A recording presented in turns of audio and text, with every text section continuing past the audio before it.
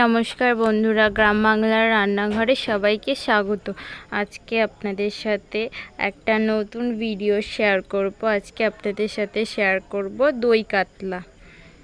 প্রথমে এখানে প্রায় 6 কেজি মতো মাছ আছে, অনুষ্ঠান বাড়ির দই কাতলা।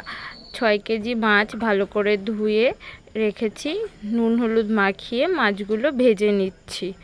বেশ ভালো করে ছাকা তেলে কড়া করে প্রথমে মাছগুলো ভেজে তুলে নেব। এখানে মাছটাও ভাজা হয়ে গেছে, এবার মাছগুলো তুলে নেব।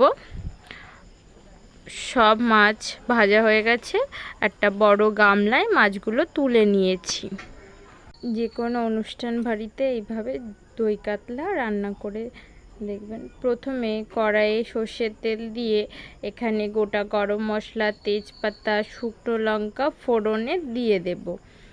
এইবার বেশ অনেকটা পরিমাণ পেঁয়াজ কুচি দিয়ে প্রথমে পেঁয়াজটা একটু ভালো করে ভাজা করে নেব, একটু ব্রাউন করে ভালো করে ভাজা করে নেব পেঁয়াজটা। তারপর সব বাটা মশলাগুলো দিয়ে দেব। এইবার আদা বাটা, একটু পরিমাণ মতো তেলে চিনি দিয়ে দেব, তাহলে রঙটা খুব সুন্দর আসবে। এবার রসুন বাটা, বেশ পরিমাণ মতো পেঁয়াজ বাটা, শুকনো লঙ্কা বাটা, পরিমাণ মতো লবণ, হলুদ সব দিয়ে ভালো করে মশলাটা কষিয়ে নেব। আর তেলটাও বেশ অনেকটা পরিমাণেই দেব।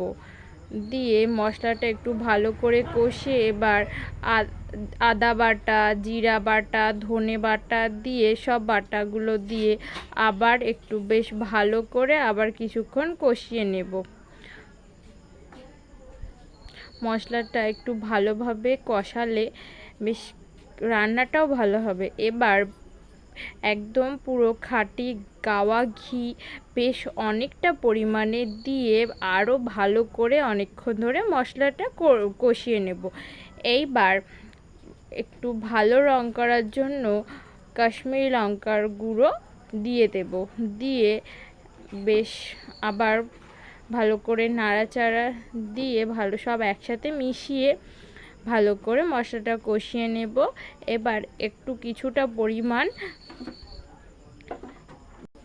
এবার চালমগজটা বেটে রেখেছিলাম, চালমগজ বাটা, কাজু বাদাম বাটা ও টক দই ফেটিয়ে রেখেছিলাম, পুরো অনেকটা পরিমাণ টক দই দিয়ে ভালো করে সব দিয়ে নেড়ে চেড়ে মিশিয়ে নিয়ে আরও কিছুক্ষণ একটু কষিয়ে নেব। কষিয়ে নেওয়ার পর এইবার পরিমাণ মতো হলুদটা দিয়ে দেব।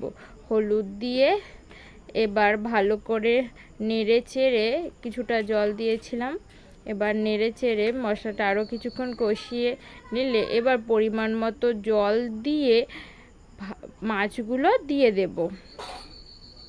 যে কোনো অনুষ্ঠান বাড়িতে এরকমভাবে একবার দই কাতলা রান্না করবেন, দেখবেন কালারটাও যত সুন্দর আসবে, খেতেও